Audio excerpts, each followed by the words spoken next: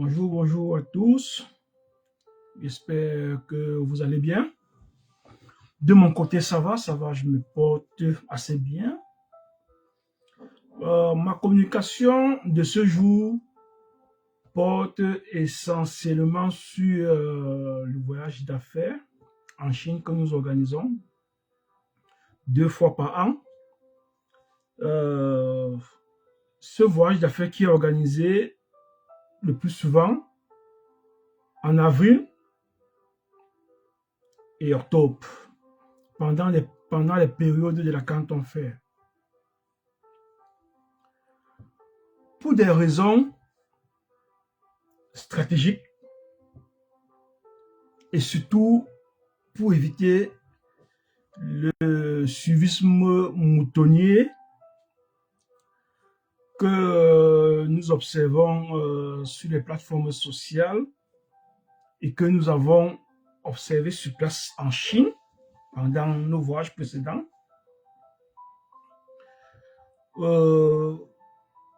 J'ai décidé d'annuler le voyage qui devait avoir lieu en avril.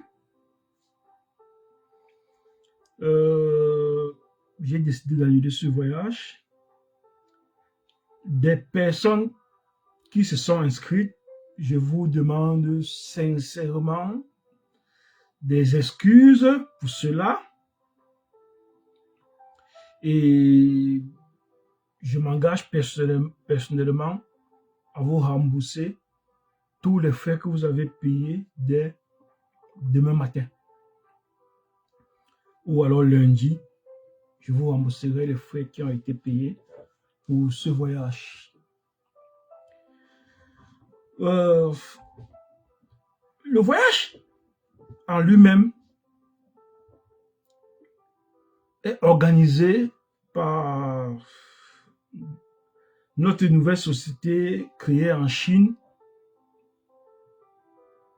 qui est sous ma représentation. Ce voyage avait pour but d'aider, accompagner ces personnes qui veulent se lancer en affaires ou ces personnes qui sont déjà en affaires ou encore des entreprises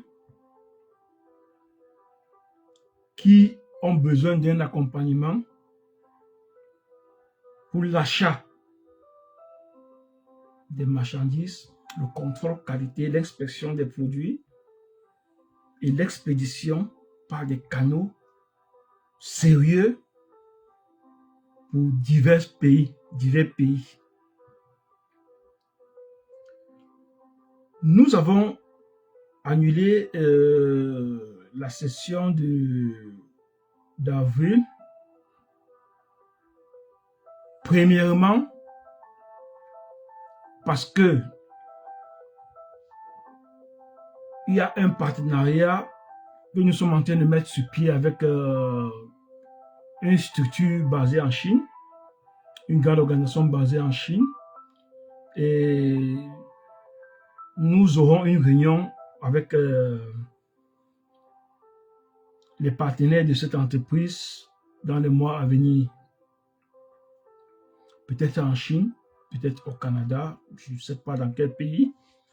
Je reste encore en attente de la décision de la haute direction de cette entreprise qui veut que nous la représentons dans plusieurs pays. Je reste encore en attente. Le voyage est annulé aussi parce que nous nous sommes refusés, nous sommes interdits de fonctionner comme la plupart des personnes qui organisent le voyage d'affaires. Personnellement, j'ai pris du temps à observer la toile, les plateformes sociales, suivre ce que d'autres personnes qui organisent des voyages disent, améliorer les communications en lien avec le voyage Et je crois que dans les années à venir, nous n'organiserons plus de voyages pendant la période de la foi. Nous n'organiserons plus les voyages pendant la période de la foi des cantons. Parce qu'on a constaté que plusieurs organisateurs de voyages d'affaires profitent du fait que l'octroi des visas est plus facile pendant la période de la foi. Parce que pendant cette période, c'est plus facile d'avoir les visas pour la Chine. Le gouvernement chinois ouvre, facilite l'accès aux personnes qui veulent se rendre en Chine pour la Canton Fair. Et pendant cette période, tout devient cher en Chine. Tout devient compliqué en Chine. Les coûts pour les hôtels augmentent. Les frais de taxi augmentent. Plusieurs commerçants augmentent le prix des produits. Et la ville de Canton, de Guangzhou en particulier, est tellement bondée de monde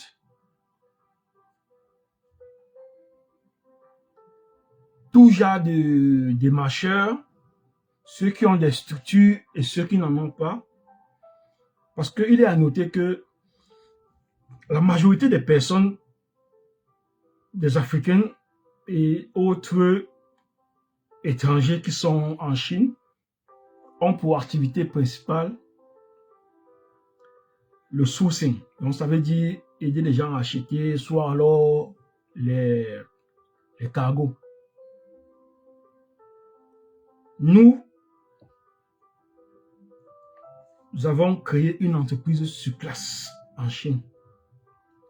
Et il va falloir qu'on se démarque des autres. Nous n'allons pas fonctionner comme les autres entreprises. Je n'aimerais pas, en tant que représentant de l'entreprise basée en Chine, je n'aimerais pas que l'ensemble de mes participants ou les clients ou les personnes avec qui je vais aller en Chine puissent se retrouver en train de dépenser des coûts plus élevés que la normale. Je n'aimerais pas profiter du fait que pendant les fois, il est facile d'avoir les visas pour aller en Chine avec des participants. Ça sera pour moi une manière de montrer un peu une certaine faiblesse de notre entreprise. Nous allons travailler de telle sorte que nous pourrons organiser ces voyages d'affaires même 3 à 4 fois par an, mais pas pendant les périodes de la foi. Avec nos partenaires de la Chine, nous demanderons des visas, sans toutefois profiter de la foire, sans toutefois profiter d'une quelconque foire, parce que en Chine, il n'existe pas que la Canton Fair. Il n'existe pas uniquement la foire de Canton. Il y a eu plus de de foires. Nous ne profiterons d'aucune foire. Nous utiliserons les canaux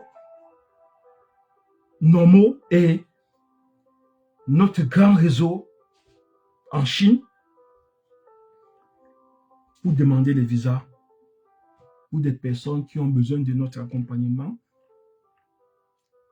en Chine, sur place en Chine. Donc, je le dis encore, toutes ces personnes avec qui je devais aller en Chine pendant le mois d'avril, vous serez remboursés et vous pouvez toujours aller en Chine. Vous pouvez aller en Chine avec d'autres personnes. Moi, personnellement, je peux vous recommander. Je peux vous recommander des connaissances, des personnes sérieuses, des entreprises sérieuses. Si ça vous tient vraiment à cœur d'aller en Chine en avril, mai, pendant la période de la foire. Si vous voulez participer, si vous tenez vraiment à participer à la foire, je vais vous recommander, je vais vous référer auprès de certaines personnes que je connais, certaines entreprises hyper sérieuses que je connais. Et je vais vous guider à distance, je vais vous donner des conseils et autres à distance.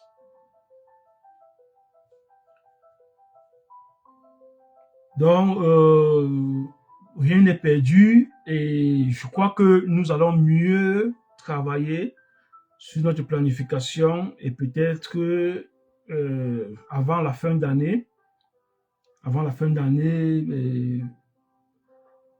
on va organiser 1 ou 2 voyages, mais pas pendant les périodes de la foire. Sachez que nous n'avons pas créé cette entreprise sur place en Chine dans l'optique de blaguer ou alors peut-être par complaisance. Non. C'est un projet sérieux sur lequel j'ai travaillé pendant des années parce que ça fait longtemps que je fais la Chine. Ça fait plus de 15 ans que je suis dans le monde des affaires et déjà, je crois, 11 ans ou 10 ans que je fais des voyages en Chine.